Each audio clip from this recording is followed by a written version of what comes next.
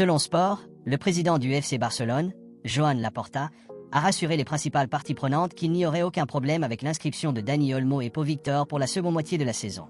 Les deux joueurs, qui ont été signés cet été, seront éligibles pour continuer à jouer une fois la fenêtre de transfert de janvier ouverte, même si leur inscription actuelle n'est valable que jusqu'au 31 décembre. Malgré quelques inquiétudes externes, Laporta reste confiant que les deux seront pleinement enregistrés et pourront participer à toutes les compétitions. Même si le mercato de janvier s'ouvrira officiellement le 1er janvier, le FC Barcelone n'a pas l'intention d'entrer sur le marché des transferts à moins que cela ne soit nécessaire. La priorité du club catalan est de régulariser les inscriptions d'Olmo et de Pau Victor. Selon des sources du club, cela ne nécessitera pas la vente d'aucun joueur, même si elle n'exclut pas la possibilité qu'un joueur parte s'il recherche plus de temps de jeu. L'immatriculation définitive d'Olmo et de Pau Victor sera garantie grâce à l'augmentation des revenus. La stratégie de Barcelone pour assurer une inscription sans problème s'articule autour de deux opportunités financières clés.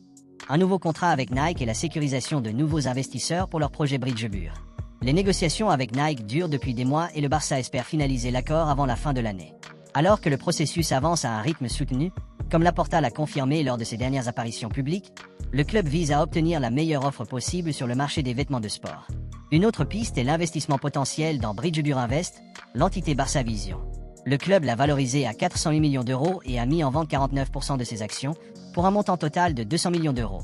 Après une série de négociations, d'accords, de non-paiement et d'autres accords, Barcelone a obtenu 55 millions d'euros, mais doit encore collecter les 145 millions d'euros restants, y compris les montants impayés et ce qui restait à collecter. Le FC Barcelone est toujours à la recherche de nouveaux partenaires. Deux investisseurs potentiels ont manifesté leur intérêt. L'espoir est qu'un accord soit trouvé avant la fin de l'année, améliorant la situation financière du club et garantissant le respect des règles du fair play financier. Ces deux négociations financières permettront au FC Barcelone de régler d'éventuels problèmes d'enregistrement concernant Olmo et Victor. Grâce à ces initiatives, Laporta reste confiant quant au fait que le club répondra à toutes les exigences pour la seconde moitié de la saison 2024 à 2025. Une victoire contre l'Étoile Rouge Belgrade mercredi a permis au FC Barcelone d'entrer pour la première fois dans le prestigieux top 8 de la compétition de cette année, s'assurant une place parmi les principaux prétendants aux huitièmes de finale. Après 4 matchs, l'équipe de Hansi Flick occupe actuellement la 6e place avec 9 points sur 12 possibles. Alors que la phase de groupe est désormais à mi-parcours, les Catalans calculent ce qu'il leur faudra pour s'assurer une place parmi les 8 premiers. La Ligue des Champions de cette année étant dotée d'un nouveau format, il n'y avait pas de repères préalables pour guider les attentes de l'équipe. C'est pourquoi, comme le rapporte Sport, le staff technique du FC Barcelone a décidé de ne pas trop spéculer sur des seuils de points spécifiques et a plutôt souligné l'importance de maintenir une forte différence de but, en particulier compte tenu de la probabilité accrue d'égalité de points avec d'autres équipes. Et il va sans dire que Barcelone a excellé à cet égard, aucune équipe n'a marqué plus de buts qu'eux, et ils se targuent de la meilleure différence de but de la compétition, avec plus 10.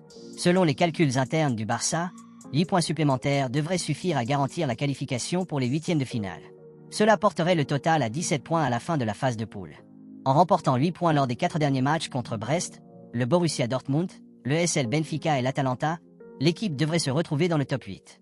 Concrètement, cela signifierait 2 victoires et 2 nuls. Bien entendu, l'objectif de l'équipe est de remporter les 12 points disponibles lors de ces matchs, car l'entraîneur Flick et son équipe restent concentrés sur l'obtention de victoires dans chaque rencontre. La dernière ligne droite de la phase de poule s'annonce très disputée. Même si le FC Barcelone a déjà relevé le défi d'affronter le Bayern Munich, il reste encore des équipes redoutables à affronter. Brest a réalisé des performances exceptionnelles, le Borussia Dortmund est une équipe de premier plan et Benfica et l'Atalanta ont le potentiel de représenter de sérieuses menaces pour n'importe quelle équipe. Les Blaugrana sont conscients que les derniers matchs pourraient être plus difficiles, notamment compte tenu de la force de leurs prochains adversaires et du classement actuel des autres équipes de leur groupe.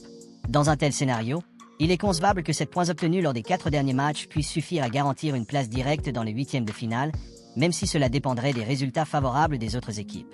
Alors qu'un défi de taille se profile encore à l'horizon, l'objectif du FC Barcelone reste clair, remporter le plus de points possible et terminer dans le top 8, s'assurant ainsi un chemin sans encombre vers les huitièmes de finale de la Ligue des Champions. Au cours de l'année écoulée, Lamine Yamal a connu une croissance sans précédent, qui l'a catapulté au rang des meilleurs ailiers d'Europe. À seulement 17 ans, Yamal a terminé 8e au classement du Ballon d'Or cette année tout en aidant l'Espagne à remporter le championnat d'Europe cet été. À Barcelone, Yamal a intensifié son jeu sous la direction de Hansi Flick, accumulant 6 buts et 8 passes décisives dans toutes les compétitions cette saison. Yamal, le joueur U21 le plus cher du monde. En plus d'être un futur candidat au Ballon d'Or, l'ascension rapide de Yamal vers la notoriété a également fait monter en flèche sa valeur. En fait, Lamine Yamal est actuellement le joueur de moins de 21 ans le plus cher du monde. C'est ce qu'affirme l'Observatoire du Football 6, qui estime que la valeur marchande de Yamal s'élève à environ 180 millions d'euros, ce qui fait de lui le joueur le plus valorisé de sa catégorie d'âge. Pour mettre les choses en perspective, Alejandro Garnacho de Manchester United, deuxième, est évalué à 114 millions d'euros, soit 66 millions d'euros de moins que l'évaluation de Yamal. Le nouveau joueur du Real Madrid, Endrick, est sixième sur la liste avec une valeur de 97 millions d'euros. Il est rejoint par son coéquipier Arda Güler, évalué à 76 millions d'euros. Cependant, les deux joueurs ont eu du mal à avoir du temps de jeu au Real Madrid cette saison. Yamal, en revanche, s'est avéré être un élément central de la structure offensive de Barcelone, marquant des buts pour le plaisir cette saison. Il est intéressant de noter qu'aucun des jeunes joueurs du FC Barcelone, à l'exception de Yamal, ne fait partie du top 20 des joueurs U21 les plus chers. Le deuxième joueur du FC Barcelone le mieux valorisé est Pau Cubarsí, qui occupe la 23e place avec une valorisation de seulement 50 millions d'euros. Après une première saison difficile, émaillée de petits problèmes physiques, Íñigo Martínez s'est imposé comme le leader de la défense du FC Barcelone pour la saison en cours. Le vétéran espagnol a réalisé plusieurs bonnes performances cette saison, la dernière en date s'étant déroulée le mercredi soir à Belgrade contre l'Étoile Rouge, où il a été élu MVP du match. À 33 ans, Martínez affiche un niveau impressionnant et est un joueur indispensable pour Hansi Flick. Ainsi, l'ancien défenseur central de l'Athletic Club est en phase de décrocher le renouvellement automatique de son contrat pour une saison supplémentaire à Barcelone, selon Sport. Martínez a signé pour 2 saisons avec les Blaugrana en 2023, avec une option pour une 3e année au cas où il jouerait 60% des matchs avec un minimum de 45 minutes lors de la campagne 2024 à 2025. Cette clause est actuellement très réalisable et tout indique que Barcelone assurera la continuité d'un footballeur qui fait partie de son épine dorsale.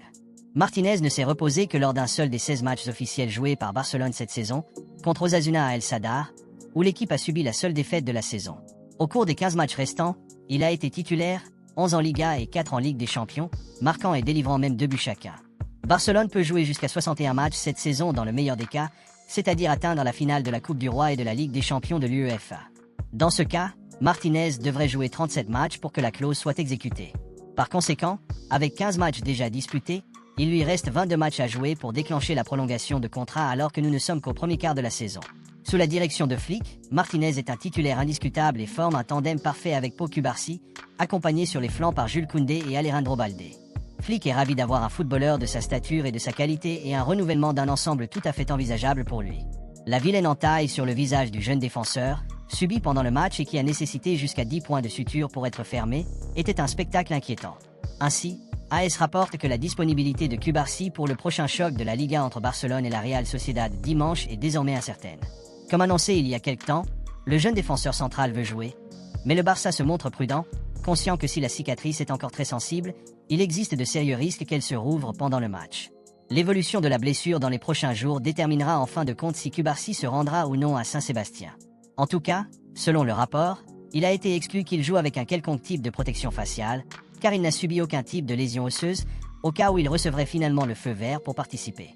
D'autre part, si le manager Hansi Flick décide de laisser Cubarsí au repos ce dimanche, il aurait 2 alternatives claires dans l'axe central pour accompagner Íñigo Martínez. Le technicien barcelonais pourrait faire appel au jeune joueur du centre de formation Sergi Dominguez, comme il l'a déjà fait à Belgrade. Alternativement, il pourrait repositionner Jules Koundé au poste de défenseur central, puis donner la place de titulaire à Hector Fort sur le flanc droit. Laisse un like et abonne-toi pour plus d'actualité Barça. Merci à ceux qui s'abonnent, qui likent et commentent quotidiennement. Merci pour la force.